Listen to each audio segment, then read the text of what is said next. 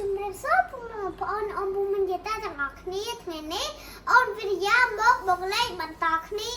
តើមកបរិជាមួយវិរិយាទាំងអស់គ្នា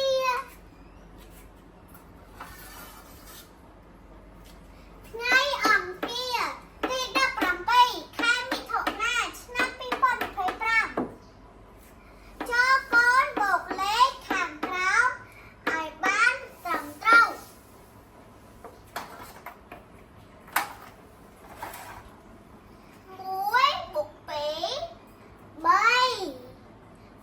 នេះយើងដាក់ចូលក្នុងមាត់3 4 5 6ចូលយើងសរសេរលេខ6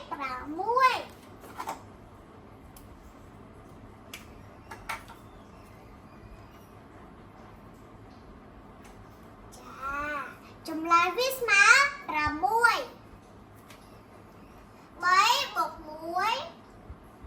ស្មើ4 4ចាំបុក1មួយទៀត5ចឹងយើងសរសេរលេខ5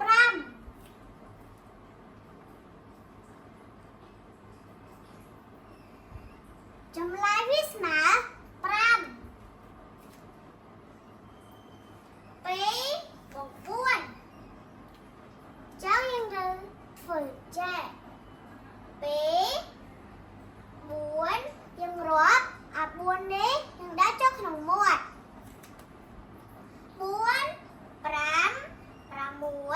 7ចឹងយើងសរសេរលេខ7 5 +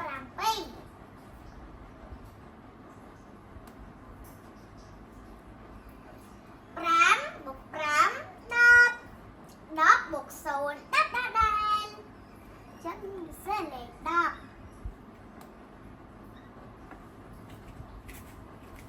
3 + 2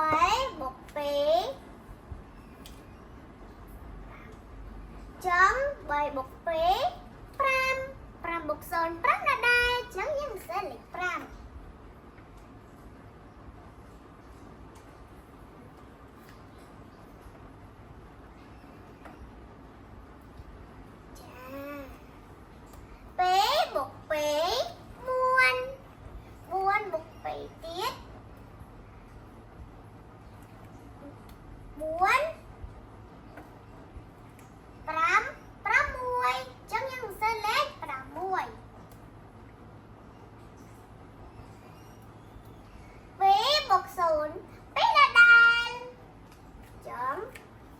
នេះធំពេកចឹងយើងដាក់ចូលក្នុងមាត់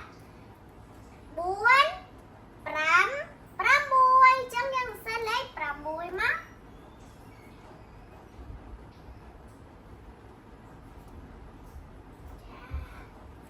0 7ដដែលចឹងពេលនេះវាធំវាទូចជាងលេខ7 7ធំជាងលេខ2ចឹងយើងត្រូវធ្វើដៃ2 7យើងដាក់ចូលក្នុងមាត់7 8 9ចឹងយើងសរសេរលេខ9ចាអរគុណពុកម៉ែបងប្អូនដែលបានទស្សនាវីដេអូរបស់វិរិយាសូមអរគុណសូមគោរពលា